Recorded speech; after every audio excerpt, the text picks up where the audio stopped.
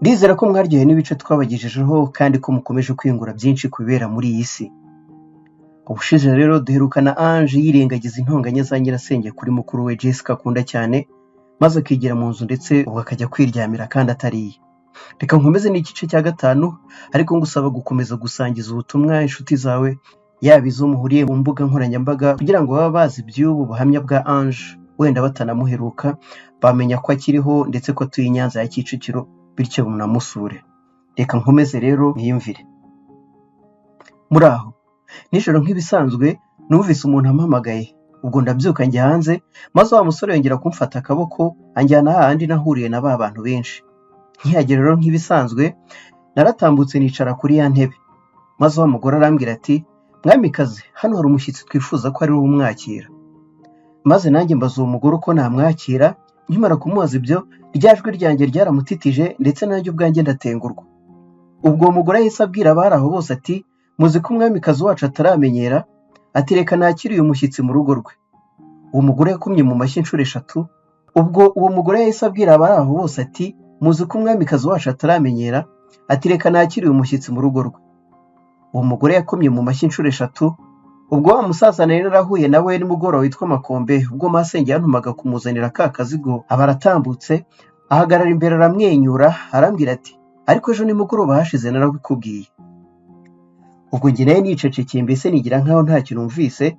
Ubwo noneho babantu bakomeje kuvuza ingoma, ari nako berekeza ahantu ntari nzi, maze ubwo wa mugore abwira wa musore ati, subizayo umwamikazi wacu we ntaramenyera.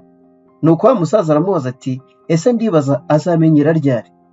Nyamara ntitwaye dukwiriye kugira abashyitsi nk'aba badashobora kumenya n'amasezerano agenga ubu butaka bwacu. Nitutamumenyereza rero ikibazo nitwe kizagaruka. Uyu nguyu yakwiriye kumenyerezwa ati, kandi mwibuke ko ari umwamikazi, ati yewe n'ikindi bitewe n'ukuntu mubona azavamo umuntu uhambaye cyane. Uwo mugore abaza uwo musaza ati, ngaho tubwire icyo twakora. Uyu musaza yahise amwenyura bisa naho yishimye, aravuga ati, hano birasa naho hakorwa umuhango usaba igitambo. Ubwo bose nahise mbona bemeranije uwo mugambi bakoma amashyi, nuko abagore bari aho ngaho bavuza impundu. Uwo musaza arongera ati, ubu ngubu bashobora kugenda, ariko tukaba twemeranije ko ejo hazatangwa icyo gitambo. Ubwo uwo mugambi wemeranywa utyo, maze wa musore arongera afata ikiganza aramperekeza ansubiza mu rugo, maze nsubira kwiryamira. Mu gitondo cya kare mushiki wanjye Jessica yanshikaguye agira ngo nkanguke. Narabyutse ndicara ndambura amaso ndamwitegereza, arambwira ati, ijoro ryakeye nagize inzozi mbi zerekeye umuntu utubyara. Naramubajije nti, ese warose iki ku mubyeyi wacu? Ataransubiza, ntese mama yagize ati? Yansubije ko adasobanukiwe iby'izo nzozi, arambwira ati, mukobwa, reka tujye kumushakira umuti. Naramubajije ntese umuti w'iki? Nawe ati, umuti wo kumurinda ikibi. Nkamushiki wanjye kandi mukuru wanjye sinamuhakaniye. Ubwo nahagurutse ku buriri mpindura imyenda kuko nari nambaye ka gakanzu ko kurarana, maze tujya mu bihuru byari hafi aho. Ariko igihe twacaga uwo muti, naramubajije intese ninde wakwigishije ibirebana n'uyu muti? Yansubije ko ari nyogokuru wabimwigishije. Ndongera mu mazu nyogokuru wari we, ansubiza ko ari nyogokuru byara mama wari utuye Mageragere, ananyibutsa ko yadukundaga cyane. Yansabye kwibuka igihe twari twarajyanye na mama utubyara kwa mama we ari we nyogokuru wacu, nubwo hashize igihe gito ariko papa utubyara akaza gufata icyemezo cyo kudukurayo, niko kutujyana kwa masenge Gikondo. Ibi byatumye agirana urwango rukomeye na mama utubyara. Nabwiye Jessica ko ibyo byose ntacyo nibuka.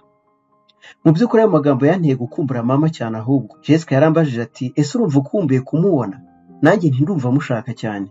Jessica yarambitse wa muti w'ibyatsi yarafashe mu ntoki ndetse n'icyuma twawucishaga, nuko mfata ibiganza arambwira ati, vuga uti ndasabira mama umbyara uburinzi ngo atazagira ikimuhungabanya na kimwe, maze nanjye nzabona ari muzima, kandi Mana ubimfashemo.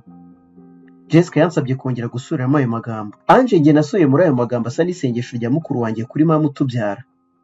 Ubwo nyarangije yaravuze ati, ubu noneho twasubira mu rugo kandi nta n'umuti tujyanye, yewe nta n'ikibabi na kimwe. Ubwo twaratashye tukinjira mu gipangu. Uwo mwanya masenge arambona ampamagana uburakari bukomeye cyane, ati, we mukobwa, ngwino hano nonaha. Jessica wa mukuru wanjye yaranyongoreye ati, wigenda, ati ahubwo reka tubanze twigire mu nzu.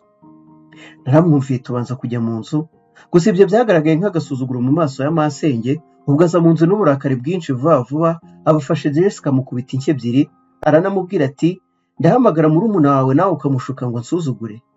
Iri ni ikosa rikomeye, ati kandi uyu munsi nta n'ibyo kurya mbaha. Amaze kuvuga atyo asohokana umujinya. Jessica nawe azunguza umutwe wabaye avuga ati nta kindi nakora. Ubwo nawe yahise ajya kwiryamira ndetse nanjye ndamukurikira turaryama. Uko nagizwe igitambo uburyo ntazi rero ni gute. Reka tube dusubikiye ahangaho ubu buhamya, ahubwo ukomeze uterwe n'amatsiko n'ibindi bice bizakurikira. Tubibutse ko buri munsi nakira igice gishya cy'ubu buhamya. Kora subscribe ngo ube uwa mbere mu kucyakira. Imana ibarinde.